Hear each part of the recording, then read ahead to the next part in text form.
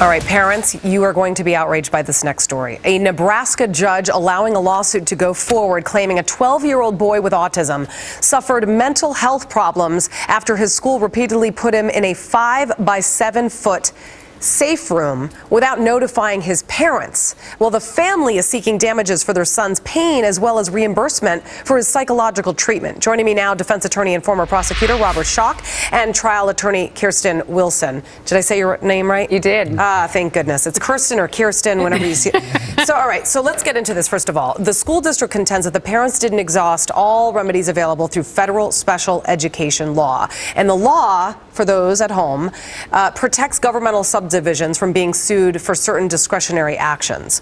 Do you believe the parents have a case?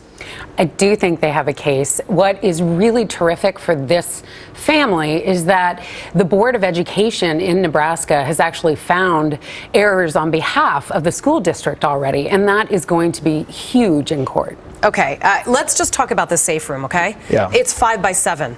Some of us have closets that size. It has a door. It has a small window. If you're talking a child, most likely the child isn't even tall enough to see out of it. It's locked. It sounds more like a cell, a solitary confinement cell in a prison.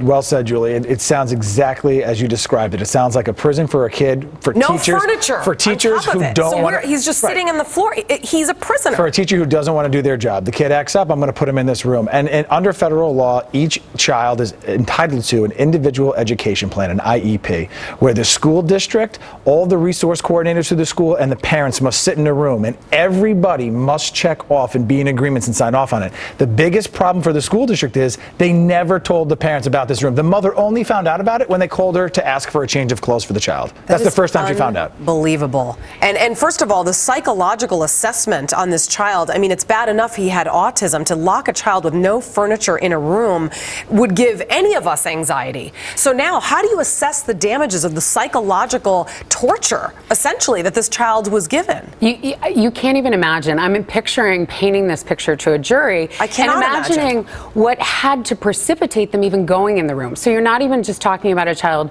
with autism who then is in a locked room. It's somebody that was clearly in a state for these parents. of I agitation. cannot imagine. I mean, I do not have a child who's autistic, but whether your child is autistic or not, to think that your child is being mistreated by a school district that you put your trust in just speaks volumes about how special needs are addressed in this country, period. Because autism is such a prevalent problem for so many parents who have such a difficult time putting their child in a school system to begin with. I mean, what kind of damages do you see the school district being responsible for, and what needs to happen in order to prevent this from ever happening? We were talking about it, before coming out here, and the problem that you're going to have is it's going to be experts versus experts, quantifying the damages, proving that the child actually suffered from it, but you have a jury. You have any parent on that jury with a child that has whether it's their child, healthy a family's or not, child, it doesn't matter. Every person in this country has a family member, a friend, a neighbor, someone in their school that has special needs. I think that you're going to be talking about damages that could be substantial, 6 figures or higher. I mean, there are several states that have banned any kind of safe room. I mean, I understand there are separate classrooms for children with special needs, but a small room confined to 5-by-7 space, does this even exist anywhere else? I've never heard of such a thing. It makes my blood boil. It does. There are over 20 states that have limited these sorts of safe rooms for regular children, and there are over 30 for special needs 30 states that have banned it for special needs kids, but there still are a number of schools out there utilizing these, and that's what's terrifying. Here's the problem, because what kind of precedence does this set? I mean, the judge basically is not going to allow negligence to be brought into this court.